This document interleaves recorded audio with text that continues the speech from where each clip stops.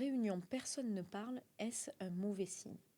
Oui, clairement, quand on fait des réunions et qu'il n'y a que nous qui parlons, c'est pas bon signe. Il y a deux solutions. Soit les personnes n'adhèrent pas vraiment à ce que vous êtes en train de dire et se mettent en retrait parce qu'elles n'ont pas envie d'aller contre ce qui est dit, mais elles ne sont pas pour autant d'accord.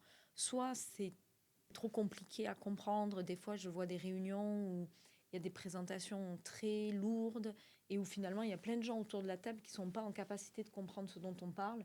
Donc, elles ne s'expriment pas, ça ne leur parle pas directement. Et là, on leur fait perdre du temps. Et c'est dans ces moments-là, souvent, qu'on voit des personnes derrière leur ordinateur parce qu'elles ne se sentent pas touchées par le sujet dont on est en train de parler.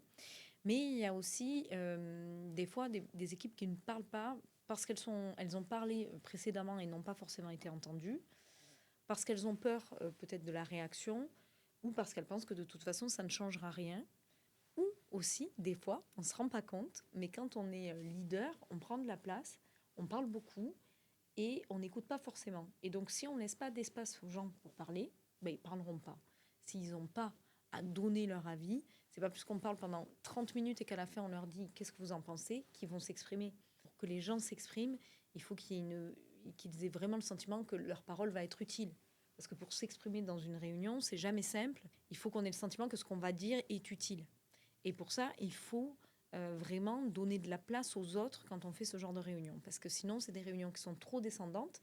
Effectivement, personne ne prend la parole. Et j'en ai vécu combien de réunions comme celle-ci où on me disait, les dirigeants me disaient, c'est épuisant, il n'y a que nous qui parlons.